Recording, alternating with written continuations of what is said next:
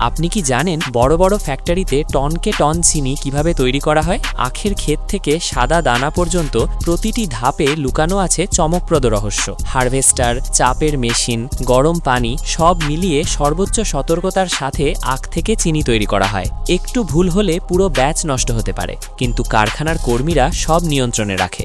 আপনি কখনো ভাবেননি এই সাধারণ আখ গাছের ভেতর কতটা বিজ্ঞান লুকিয়ে আছে? এই ভিডিওতে আমরা দেখাবো কিভাবে সাধারণ আখ থেকে হাজার হাজার টন চিনি তৈরি হয়। প্রতিটি ধাপ, প্রতিটি যন্ত্র এবং প্রতিটি হিসাব আপনাকে অবাক করে দেবে।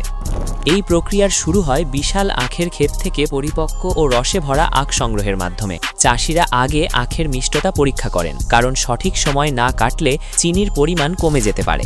এরপর বড় হারভেস্টার মেশিন দিয়ে খুব দ্রুত আখের ক্ষেত থেকে হাজার হাজার আখ কেটে নেওয়া হয়।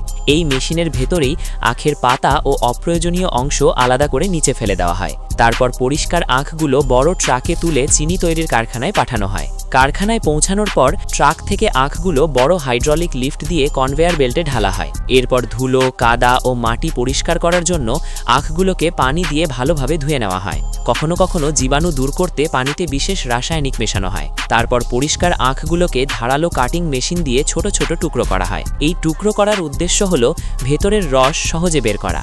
এরপর আখের টুকরোগুলো শক্তিশালী রোলিং বা চাপ দেওয়ার মেশিনে পাঠানো হয়।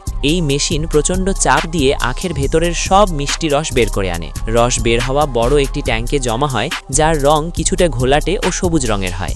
আখের ভেতরের সব রস বের করতে ছিবড়ে, যেটাকে আমরা ছোগলা বলে জানি, এর ওপর গরম পানি ছিটানো হয়। রস বের হওয়ার পর যে শুকনো ছিবড়ে বা ছোগলা থাকে সেগুলো আলাদা করে নেওয়া হয়। এই ছিবড়েগুলো কারখানার বয়লারে জ্বালানি হিসাবে ব্যবহার করা হয়, যা বিদ্যুৎ উৎপাদনে সাহায্য করে। এরপর রসকে প্রাথমিক ফিল্টার দিয়ে ছেঁকে বেশি ময়লা বা শক্ত অংশ আলাদা করা হয়। এই পুরো কাজ দ্রুত করা হয় যাতে রস বাতাসে পড়ে নষ্ট না হয়ে যায়। এরপর কাঁচা রসকে আরও সূক্ষ্ম ফিল্টারে পাঠিয়ে ছোট ময়লাগুলো পুরোপুরি পরিষ্কার করা হয়। রসের টক ভাব দূর করতে এতে নির্দিষ্ট পরিমাণ চুন মেশানো হয়। চুন মেশালে ময়লা জমে নিচে বসে যায় এবং টক ভাব চলে যায়। এই রস বড় ক্লারিফায়ার ট্যাঙ্কে রাখা হয়, যেখানে পরিষ্কার রস ওপরে উঠে আসে। পরিষ্কার রস এরপর বড় বাষ্পীভবন ট্যাঙ্কে নিয়ে অনেকক্ষণ ফোটানো হয়। ফোটানোর সময় রসের ভেতরের পানি উড়ে যায় এবং রস ঘন সোনালি সিরাপের মতো পরিণত হয়। এই সিরাপের মতো ঘন রস ভ্যাকিউম প্যানে নিয়ে আরও ঘন করা হয়, যতক্ষণ না চিনির দানা তৈরি শুরু হয়। কারিগররা এই সময় রসের ঘনত্ব পরীক্ষা করেন এবং প্রয়োজন হলে ছোট চিনির দানা যোগ করেন।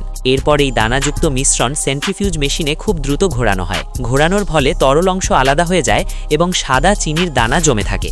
এই চিনির দানাগুলো গরম পানি দিয়ে ধুয়ে আরও পরিষ্কার করা হয়। তারপর ভেজা চিনিকে শুকানোর মেশিনে পাঠিয়ে একদম শুকনো করা হয়। গরম বাতাস দিয়ে চিনির ভেতরের সব আর্দ্রতা দূর করা হয়। এরপর চালুনির মাধ্যমে চিনিকে দানার আকার অনুযায়ী আলাদা করা হয়। এই চিনি বড় স্টোরেজ ট্যাঙ্কে রেখে স্বাভাবিক তাপমাত্রায় আনা হয়। শেষ ধাপে স্বয়ংক্রিয় মেশিন দিয়ে নির্দিষ্ট ওজনে চিনি প্যাকেটে ভরা হয়। প্রতিটি প্যাকেট সিল করে উৎপাদনের তারিখ ও নম্বর লেখা হয়। এরপর প্যাকেটগুলো ট্রাকে তুলে গুদামে পাঠানো হয়।